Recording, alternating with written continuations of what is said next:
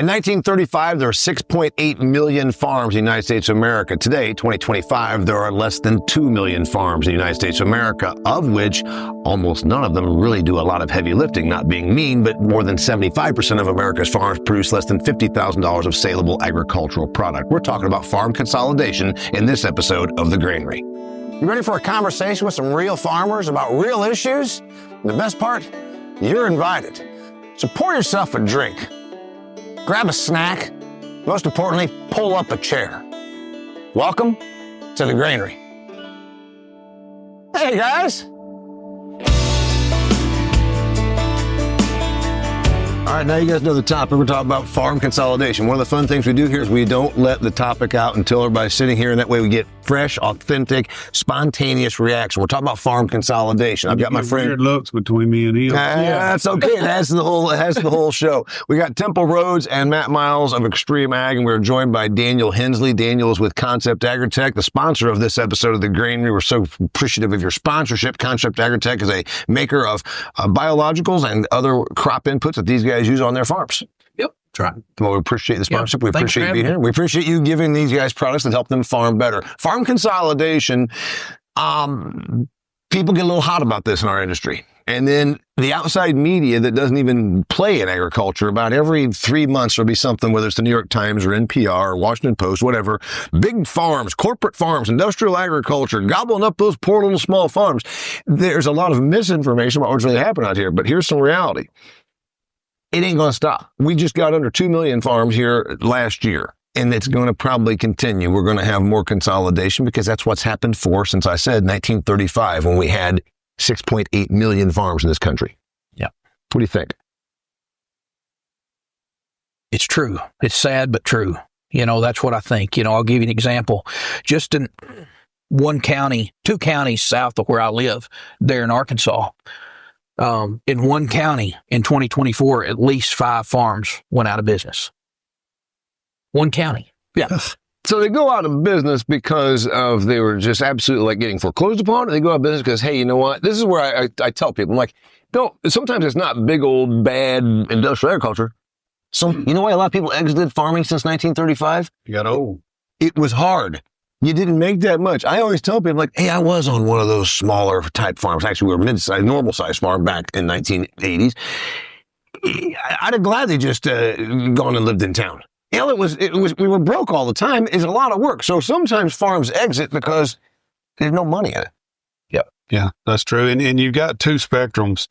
We're seeing it, I think in my career, I think I've on my own 35 crops, so 35 years. This is going to be the largest turnover of any year I've seen in my career. We had that discussion the other day. Yeah, it started in October. Land started coming available in October. Now, where that's going for the most part is there's 2 ends of this scale. So you've got the younger guy or the guy that's not a real good equity position. Maybe he don't own much land or just had struggles before. And then on the other end of this rope, you've got the people that are 60 to 70 years old. They're aging out. My kids don't want to do it, and I'm tired of it. The ones in the middle, are the ones that are still trying to kind of hang on. And I get a burr in my side a lot when I hear the word corporate farm. Mm-hmm. I'd like for you to do some research on that sometime, because these farms, as they get bigger, most of them are still family farms. Mm-hmm. I mean, there's very few. Most of them are corporate farms, but they are family farms. Well, they're a farm family that has a corporation for tax purposes or FSA purposes or for legal reasons. And we're labeled as stereotyped as corporate, when I've got a lot of family that works on my farm. Well, the other one is, they call it a corporate farm, Daniel. You sell to them. They're your customers. They're a corporation because it's Cousin Joe and it's neighbor, and it's these 3. You've got to, for a lot of reasons. It doesn't mean that somehow it's... A lot of them are doing it to share equipment. Right. Yeah, right. You know what I mean? Yeah. In order to survive, these guys have figured out a way where they can take, 3,000 acre farms and let's just all join together. It's hard. I almost share equipment together. We talked about that. We talked about getting one combine that we shared back and forth with. Because he's done before I start. Right.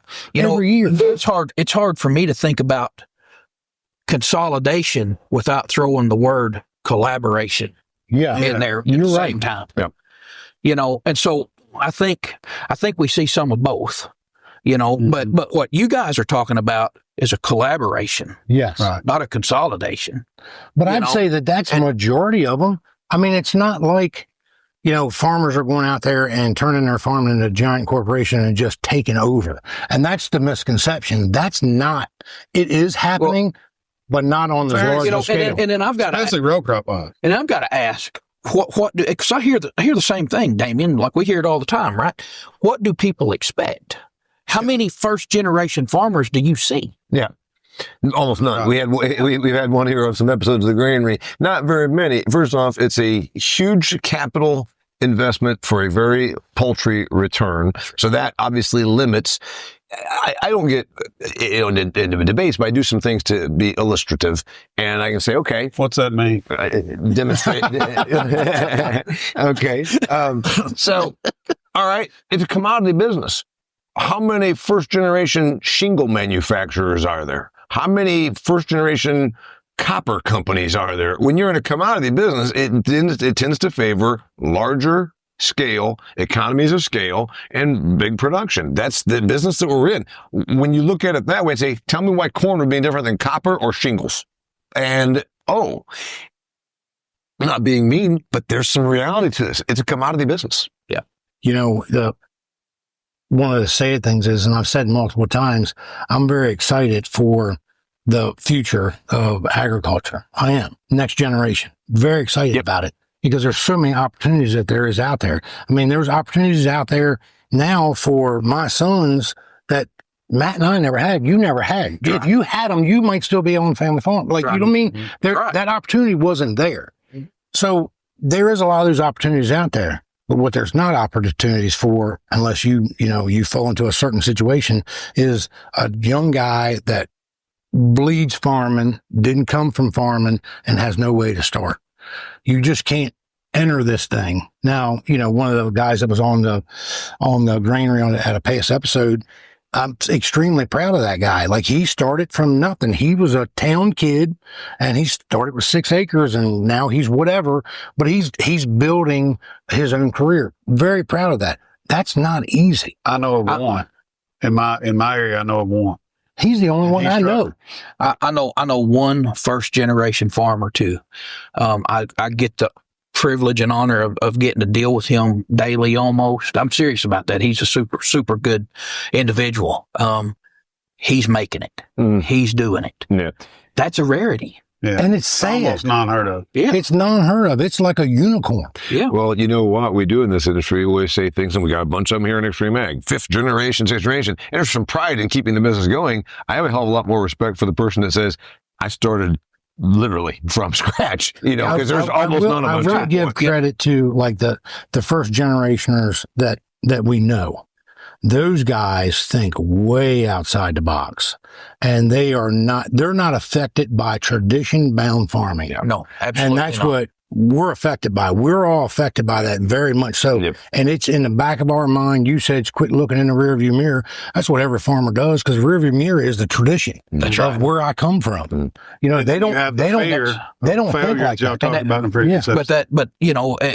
And when you fail, that's when the consolidation starts, right? Yep. If you keep, on a big scale, and when you consolidate, who's going to get all that, right? Is it going to be your son going to pick it up, or Lane going to pick it up, or is your farm, is your corporate family farm going to pick it up, but what my point is it's not the first generation farmer that's grabbing it. Somebody's going to farm Somebody's it. holding it. We've got to eat. And it tends to favor scale. I got a question for you, and I may be putting you on the spot, but you work for a product sales company. Mm-hmm. Had you rather sell, rather's not the right word, but are you more comfortable selling to a larger farm that pays its bill every 30 days and buys large quantities, or from one guy or 6 guys over here that barely get you paid, that are struggling with a smaller farm? Which one of those most attractive to, which one are you going to get a better price to? Traditionally, you would think that this guy would get a little better deal because he's going to pay and he's buying big volume. So that's where a lot of this consolidation came from. And we're not to say that a smaller farming operation doesn't pay their bills. It's just that generally the companies lean towards the larger farm. Yeah. So we're geared to help I mean, honest to goodness. I mean, you've said it in the introduction. We're manufacturers of inputs and biological products and things of that nature. Fertility, all that. That's it. You know, at the end of the day, I'll tell you right now, we're here to help farmers. Mm-hmm.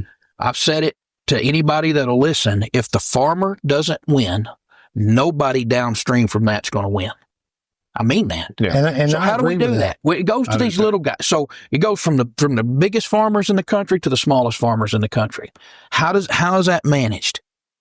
You just got to meet them where they're at.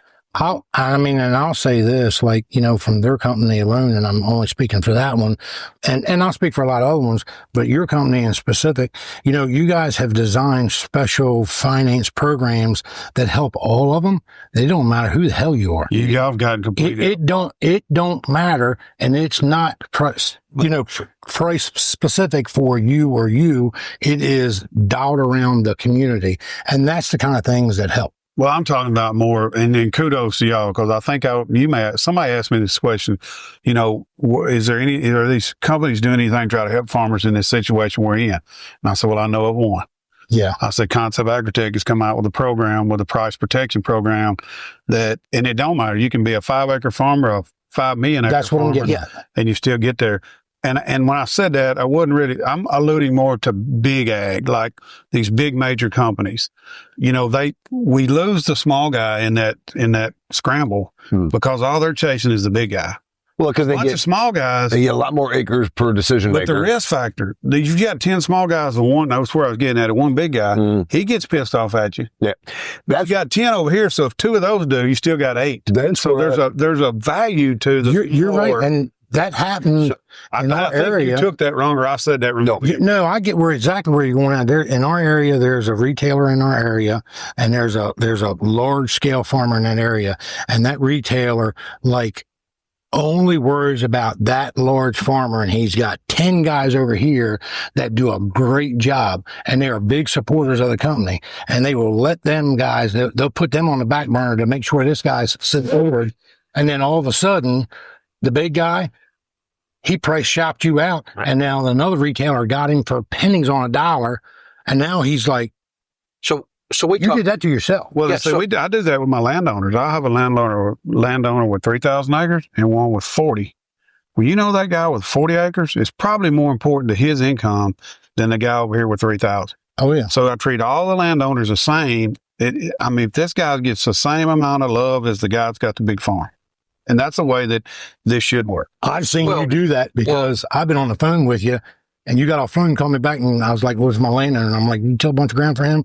No, it's about 60 acres. I'm like, well, you jumped off the phone quick for that. Yeah. Kudos. Thank you. I want to point out, though, where Matt was going with that the power structure changes. Okay. In the 2017 Census of Agriculture, we had 105,000 farms that did 75% of all agricultural sale production by dollar. Did you look that up, or you just remember that? I did both. I remember it and I looked it up, but thank you. The thing is, here we are in 2025, or we're shooting this show. We've gone from 105,000 farming operations of the 2 million, which is now less than 2 million, that did 3/4 of all production by dollar amount, to it's less than 90. We're down to 80 or so that are farming 75% of the value. This changes the power situation in that the larger farming operations that control so many acres and amount of production, it's the same amount of acres, but the problem is the decision maker. And so it puts the power situation's a lot different for the companies that want all those acres, because now, instead of those 10 customers you're talking about, there's one, and you got to make him happy. That's right. You know, and so for our company, I mean, we're not overly picky, if you will, of who we do business with. You know what I mean? I mean, I say that lightly because I guess we are a little picky of who we do business. You want them to pay their bills, right? You know, but at the end of the day, why I don't like working with you? Here we go, man. That was rough. That was rough. He was going to say it to me if I hadn't said it to him first. He's right. About to come out. He's right. Yeah, you know, but you know, we from a business standpoint, it takes just as much time for us to deal with a 2,000 acre farmer as it does a 10,000 acre farmer. Mm-hmm. Okay. And so when you dive off into that from our point of view, I'll be honest with you, we want to be we preach all the time. A farmer needs to be diversified. Yeah. I'm gonna ask you this as a company. Again, who would you rather deal with? Because you got a 2,000 acre farmer over here that pays attention to every little input that he does, and he's willing to make a change in his program because he has to make every acre count exactly. And with some of the products that your company supports, it supports going after that little bit of extra add-on, right? You got a little extra add-on that adds the yield. I'll tell you. It's easier to talk this guy into it to 2,000 or go talking to this 14,000 acre farmer. I want to talk to the person that wants to change. I want to talk to the one that wants to listen. Majority of the time, what is that farm? The new generation, small acres. Well, and what I'm getting at. And most of the time, not always, not always, not stereotyping. But Matt's a large scale farmer in my realm. Ask Matt how long it took him to change. Oh, I'm sure it was a while. I've seen him make changes just a while ago. Yeah. It takes a while. And the thing is, the misconception, I think, and we discussed this once on another episode, I don't think there's a farmer out there that desires to be a big farmer. If he could make the same amount of money or service the same amount of debt on less acres, man, I'd love to farm. Which is the point of commodity production favors scale and economies of scale. The one thing about this is, like I said, there's a lot of outside folks outside of the industry that just inherently believe it is bad. Well, you know what? Look right here. You pulled in my driveway. This was a beef operation and all this. And people say, well, do you farm your own ground? And I say, well, I own about 200 tillable acres. What do I do? I mean, the idea that you're going to be able to make that on strict commodity, I said, yeah, if it was some specialty crop, maybe it was hay for horses or something like this. And it's just lost on some people, like, that you don't farm it. Because how could you, I said, it's not even about the time. Well, it's because you go to Arizona. Like, no, it's because I couldn't justify owning the machinery to do it unless it was something that was very labor intensive, watermelons or organic, blueberries or something. You don't drive 806 out there trying to plant your crop with a 4-row plant. So, I mean, you're going to. I know guys that till 200 acres that really worry about every little input and they can make a living on it. I would do 200 acres. You pull it. I'd have to do specialty crop, but I mean, he's got other things that he does. He has a little dealership. You pull in my driveway, and you're going to see just a little ranch style house sitting in the middle of a rice farm.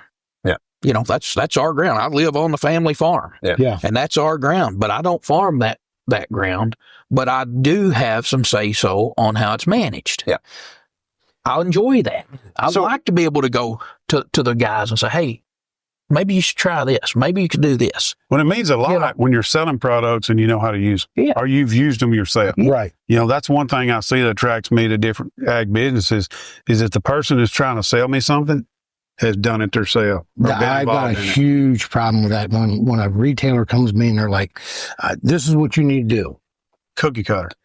See, and the problem with that, a lot of them is one, they're not agronomists. They call themselves a sales agronomist, which there's no such thing. Beware right there. And number two, first thing I ask, how many acres of corn do you grow in your career or this year, for instance? Right. Well, I've helped thousands of acres. No, I didn't ask that. How many acres have you been at risk for that you couldn't pay, that you couldn't feed your family? Yeah. So this is, that fuse is lit when those things start to happen for consolidation. Yeah. Mm-hmm. So go back to the consolidation. Temple always, he's a bit of a tangent guy. He goes off of so I have to keep bringing it right back to this line. About consolidation, there's a couple of thoughts. First off, I always tell non-agricultural people, I said, remember, this isn't bad. If you look at percentage of the population that farms, there's an absolute correlation between the percentage of your population that endeavors in production agriculture and the food security. In other words, the fewer people that are doing the farming, the more food you have. That's absolutely. Look at Europe. Europe, 1% of the population farms in Europe. 1 or 2% of Canada farms. 1% of America farms, and we've got the most food. Go to the countries of Niger, Haiti. I can go all around the globe here and find you a very, very poor country where 50 to 70% of the country endeavors in agriculture, and they ain't got no food. So there's some real benefit to being so good at what you do that very few people can do it. It just means that fewer people are farming. Didn't he just talk about me going on a tangent and then he gets on a soapbox? Well, Just saying. Those numbers in consolidation. Okay. a lot You're of the welcome. reason for consolidation is some of the episodes we've had in the past, is management. And you could skip a couple crops in 1950s. You could farm 3 crops and miss a whole crop, and you'd farm that 4th one or whatever. I'd been way better off. I left planters in the shed last year and didn't do nothing. But you can't because you rent the land. You've Right. got fixed costs that you have to take care of. That's what I'm saying. It was easier to mess up in 50 years ago than it is to mess up today. If you mess up today with a slim profit margin we got, then Good you're luck going to making- consolidate with somebody or you're getting out, one of the two. It gets a lot of people very emotional, Daniel, like people in ag and outside of ag. Outside of ag because they don't really understand. Inside of ag, it becomes this angry, I'm trying to be a small farmer. And I'm not being mean, but I say, you want to milk 40 cows in a tie stall barn like was done in 1958? You better be then organic and turning it into Swiss cheese that has your own brand and it's grass fed. You have to have 4 layers of niche to make that work because milk production, cows raised on a dairy farm, is a commodity. And I'm not being mean. It's just, we're not going back to 1958. That's right. And we really don't want to. I don't think anybody wants I to. don't want to go back to 806. Yeah. Not at all. We're talking about the future. I think we're just going to slide right into it. There's still a place for small agriculture, but you've got to be niched. I think that's it's going to be big, large scale commodity or small scale niche. I get asked all the time, and you would think, and I've thought about the question at first. I was like, well, that's a dumb question. What's small agriculture? What's small agriculture? Yeah. That's a good point. Because I've seen very successful commodity farms that farm 1,500 acres.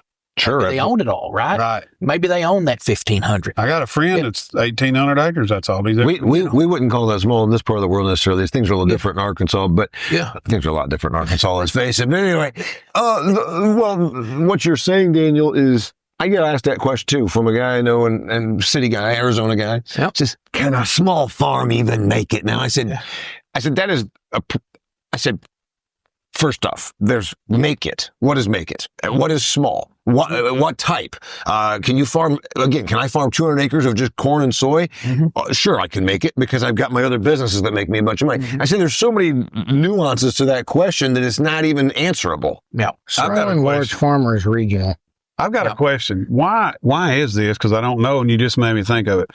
The further south you get, the bigger the farms get. The further north you get, the smaller the farms. Is that? I mean, I just told that to Daniel. I mean, it's what's the reason? small and large farmers, farming operations. Value of the land? It's regional. It's the land value. I think It's regional. land value would be the first answer. Your land's 10 to 20,000, and ours is 5 to 7,000. There So you go. that's the difference, I guess. I think it's part of it. I mean, I've often wondered that. Why? Because most of your Midwestern farmers, a couple thousand acres is a big farmer. Isn't that what you told me around here? 5,000. Not big, but there's plenty of people. 5,000 is a big farm. Yeah, 5,000 acres is a big operator. And I got guys down there around me with 20, 25,000. Yeah. Yeah, but it's also Let's see some- layout.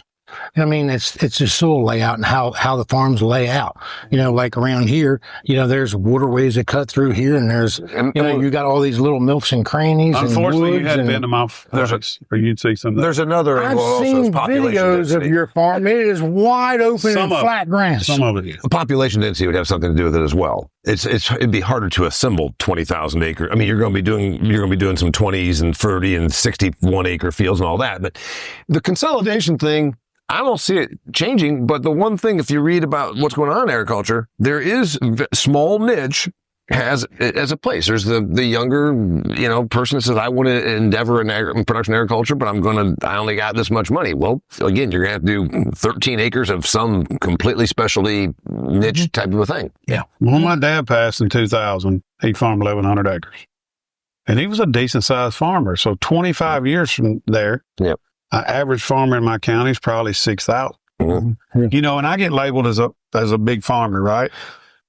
So Lane and I are farming together. So if I've got 10,000 You get labeled acres, as a big farmer in our extreme ag community, all right. but for your area, you're really not. But if you separate me and It's double Lane, average. I'm 5,000, he's 5,000. Yeah.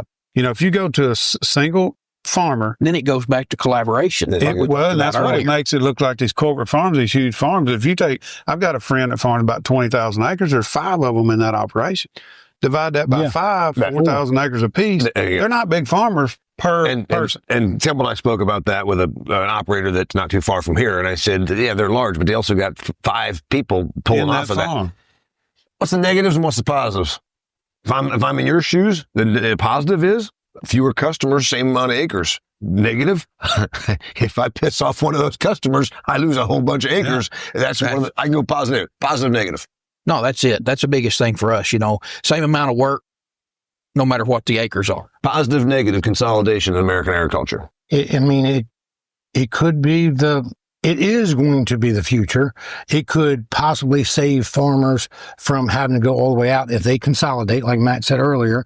They share the risk in equipment. They share some of the expenses. They have a larger footprint. They can actually go out and they have more buying power, when it comes to inputs and stuff like that. I think that's positive. Yeah. Negatives. The negatives are some people don't get it. Some people don't get. You let me answer. Are you giving my answer for the negative? I'm just guessing here. It kind of sound like it. It kind of sounded like it was. Daniel, go ahead and do it too, and then you want to do the same. You want to take my negative? We'll pass my negative around the table. I'd rather not read my mind. Just go ahead, Temple. No way I want to read your mind. Just saying. So there's like certain books you don't want to open. That's one of them. Leaving that one shut. It's like a can of nails rattling around in it. I'd say negative for me is the chances of small new generation farmers have a very slim chance of getting in the agriculture community, and that's sad to me. Yeah. I was going to say it precludes some from the game, which is 5 words versus the 60 he took to say that, but that's a different story anyway. I'm a more efficient user of word. Negatives and positive consolidation. They pretty much hit it. The positive, I guess, would be if you consolidate, you're more efficient. You can get things done better. You can, instead of just say I got larger. I might have a guy concentrating on corn, one on cotton, one on beans, one on rice. So you can departmentalize your farm, run it more like a corporation, even though it's a family farm. Yeah, right. You can give people a lane that they stay in, so they're specialized. Yeah.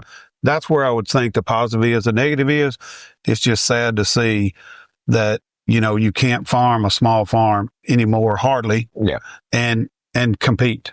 The competition is too big on these bigger guys. They'll come in and raise your rent. Yeah. To me, that and put you out.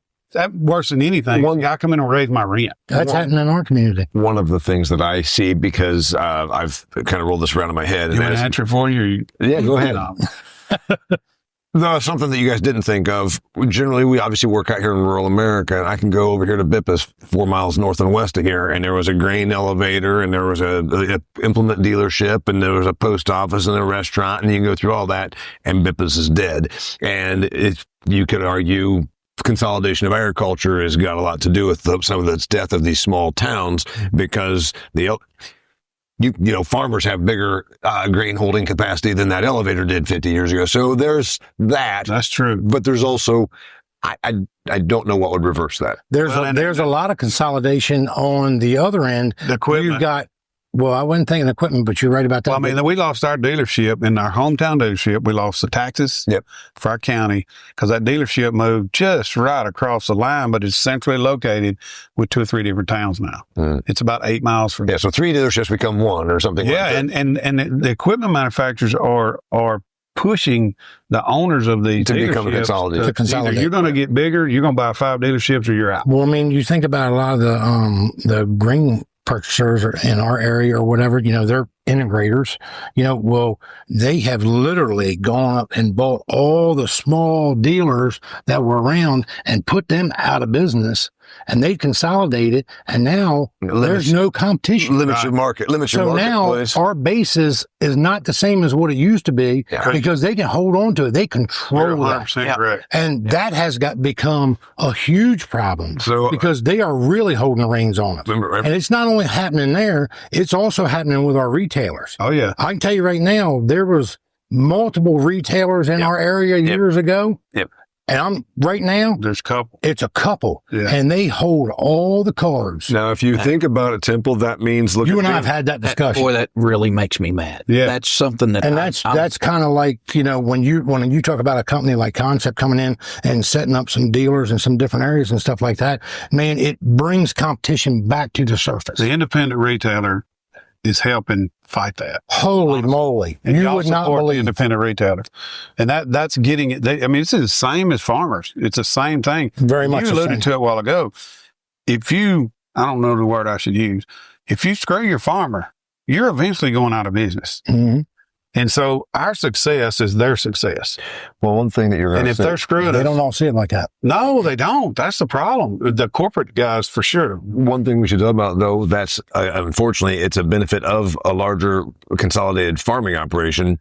That one retailer that has got a lot of control in their area, if you're a bigger farming operation, you don't have to do business with that one that's 8 miles away. There's somebody 45, 75 miles away that might want your business because you're bigger. So in other words, it's kind of even that all goes back to funding. That goes back to funding for the farm. Yeah. And we did It that just does. when we started working with, I've been working with them for years now. Mhm. And I built a warehouse. I was scared to death. I spent $20,000 filling in a shed and making a warehouse where I could buy totes. Right. Because they could get it cheaper to me in a tote than 2.5 gallon jug. And you wouldn't have, your father was If I- not, you would he got a tote would have been more than he needed. yeah, right. You know, in today's world, being a lot larger, Yeah. I can handle the larger volumes, which makes you get it more efficient. You were consolidating it, you were bringing it in early, and you were getting a better price point by doing it. Yeah. benefits and negatives, positives and negatives, consolidation. We know that farms are going to continue to consolidate. There's no really changing that. I guess all you can do is adapt to it. You know what? You can always pull up a chair right here and get in on intelligent conversations like this. And yes, I know it creates a lot of emotion because it's just the way it is. There's whether from the non-ag and from the ag about when you talk about consolidation. Well, you know what? We're not afraid to tackle the sometimes controversial, or at least we should say emotion-evoking conversations. That's what we do here at the Granary. Our sponsor was Daniel Hensley here with Concept AgriTek. If you want to learn more about their fine lineup of products and help you farm better, go to ConceptAgriTek.com. and that's AgriTek with a K at the end of it. We got Temple Rhodes and Matt Miles, two of my absolute favorites to have here at the Granary. And you know what? We want you to come here as often as possible. So please check out all the episodes of the Granary and share this with somebody that might enjoy it. Until next time, cheers from the Granary.